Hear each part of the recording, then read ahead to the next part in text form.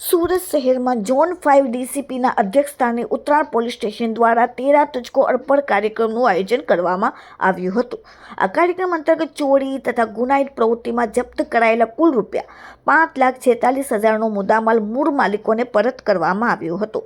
ઉત્તરાયણ પોલીસે તેરા તુજકો અર્પણ કાર્યક્રમ અંતર્ગત ₹5,46,000નો મુદ્દામાલ મૂળ માલિકોને પરત કર્યો. પરત અપાયેલા મુદ્દામાલમાં ચોરી થયેલા મોબાઈલ ફોન, એક્ટિવા, મોપેડ તેમજ સોનાની ચેનનો સમાવેશ થાય છે.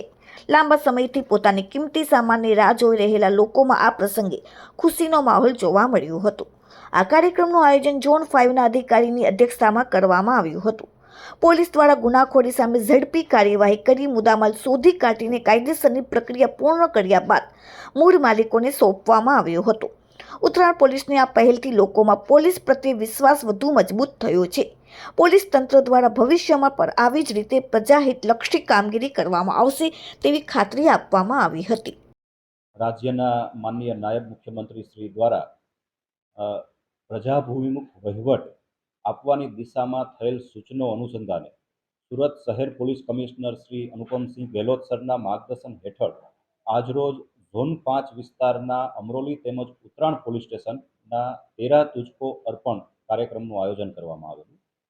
સમગ્ર કાર્યક્રમમાં લગભગ 40થી વધારે ફરિયાદીઓના સામાન સોંપવામાં આવેલા, જેમાં મોબાઈલ, સોનાના ચેન સહિતના 10 લાખથી વધારેના મુદ્દામાલનો સમાવેશ થાય છે.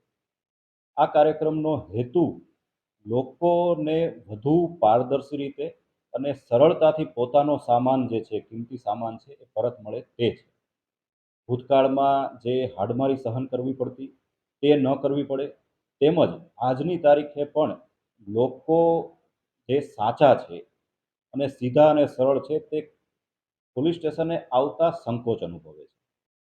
આવા કાર્યક્રમોના માધ્યમથી લોકોને એ સંદેશ આપવા માંગીએ છીએ કે પોલીસ તરફથી પોઝિટિવ કામગીરી કરવામાં આવે છે. આપના પ્રશ્નો પોલીસ સુધી પહોંચશે તો ઉકેલવાની દિશામાં પોલીસ કટિબદ્ધ છે અને તત્પર રીતે કામગીરી કરશે, જેથી લોકો પોતાના પ્રશ્નો, પોતાના ચોરાયેલી વસ્તુઓ, મોબાઈલ ખાસ કરીને આ પ્રકારની વસ્તુઓ પોલીસ સુધી પહોંચાડે અને જે પહોંચાડવામાં આવશે તો કામગીરી કરવામાં આવશે.